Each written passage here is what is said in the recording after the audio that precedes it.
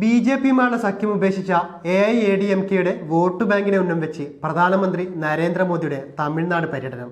എ.ഐ.എ.ഡി.എം.കെയുടെ തമിഴ്നാട്ടിലെ പരമ്പരാഗത വോട്ട് ബാങ്കിനെ ലക്ഷ്യം വെച്ചുകൊണ്ടുള്ള പ്രസംഗത്തിൽ എ.ഐ.എ.ഡി.എം.കെ എക്കാലത്തെയും മികച്ച നേതാക്കളായ എം.ജി.ആറിനെയും ജയലളിതയെയും നരേന്ദ്രമോദി പ്രശംസിച്ചു. തിരുപ്പൂരിലെ പല്ലടത്തിനടുത്ത് മടപ്പൂരിൽ ബി.ജെ.പി സംസ്ഥാന അധ്യക്ഷൻ കെ അണ്ണാമലയുടെ എൻ മണ്ണ് എൻ മക്കൾ പദയാത്രയുടെ സമാപന യോഗത്തിൽ സംസാരിക്കുകയായിരുന്നു പ്രധാനമന്ത്രി.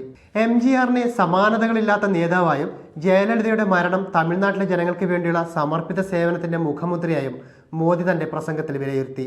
രണ്ട് ശക്തികൾ കാരണം മുന്നേറാൻ പാടുപെടുന്ന തമിഴ്നാടിനുള്ള ബി.ജെ.പിയുടെ സമീപനം വ്യക്തമാക്കുന്നതായിരുന്നു പ്രധാനമന്ത്രിയുടെ പ്രസംഗം. ഐക്യരാഷ്ട്രസഭയിൽ തമിഴ് കവിതകൾ വായിക്കുക, കാശി തമിഴ് സംഗമം സംഘടിപ്പിക്കുക എന്നിങ്ങനെയുള്ള തമിഴ് പൈതൃകത്തെ ബഹുമാനിക്കുന്നതിനുള്ള അദ്ദേഹത്തിന്റെ വ്യക്തിപരമായ നിലപാടുകളും പ്രസംഗത്തിൽ പ്രധാനമന്ത്രി പരാമർശിച്ചു.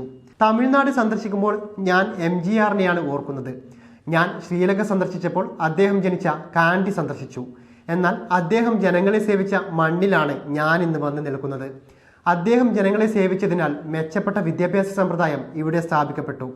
അദ്ദേഹം ഇവിടെ കൊണ്ടുവന്ന സാമൂഹിക പരിഷ്കാരങ്ങളിലൂടെ ജനനേതാവായി എം.ജി.ആർ കണക്കാക്കപ്പെടുന്നു. എം.ജി.ആർ കുടുംബ പരമ്പരയിലൂടെയല്ല വന്നത്. എന്നാൽ തമിഴ്നാട്ടിലെ ഡി.എം.കെ എം.ജി.ആറിന്റെ മഹത്തായ സേവനത്തെ അപമാനിക്കുന്നതാണ് എന്ന് മോദി പറഞ്ഞു. എം.ജി.ആറിന് ശേഷം തമിഴ്നാട്ടിലെ ജനങ്ങളെ സേവിച്ചത് ജയലളിത മാത്രമായിരുന്നു. അവർ തൻ്റെ ജീവിതം മുഴുവൻ ജനങ്ങൾക്ക് വേണ്ടി ചെലവഴിച്ചു. അവരുടെ ഈ നാട്ടിൽ നിൽക്കുമ്പോൾ ജയലളിതയുടെ ഓർമ്മകൾക്ക് മുന്നിൽ ഞാനും കൈകൂപ്പുന്നു. വർഷങ്ങളോളം ഞാൻ അവരുമായി വളരെ അടുപ്പത്തിലായിരുന്നു. ജനങ്ങൾക്ക് വേണ്ടി ജീവിച്ച അവർ ജനതാൽപര്യം മാത്രം ലക്ഷ്യമാക്കി പ്രവർത്തിച്ച എം.ജി.ആറിന്റെ മൂല്യങ്ങൾ പിന്തുടർന്നു. അതുകൊണ്ടാണ് തമിഴ്നാട്ടിലെ എല്ലാ വീടുകളും അവരെ ഇപ്പോഴും ഓർക്കുന്നതെന്നും മോദി പറഞ്ഞു. എങ്ങനെയും തമിഴ് മക്കളുടെ പാസം സ്വന്തമാക്കണമെന്ന ബി.ജെ.പി തന്ത്രം മോദി പയറ്റുകയാണ്. അതിനാണ് ഇന്നലത്തെ തമിഴ്നാട് സന്ദർശനം. പക്ഷേ സ്റ്റാലിൻ സർക്കാരിൽ സംതൃപ്തരായ തമിഴ് മക്കൾക്ക് ഇതെല്ലാം മുന്നേ കണക്കുകൂട്ടാൻ അറിയാമെന്ന് മുൻ തിരഞ്ഞെടുപ്പുകൾ പരിശോധിച്ചാൽ അറിയാം. ഏതായാലും കാത്തിരുന്നു കാണാം മോദി ഗ്യാരണ്ടി തമിഴ്നാട്ടിൽ വർക്കാകുമോ എന്ന്.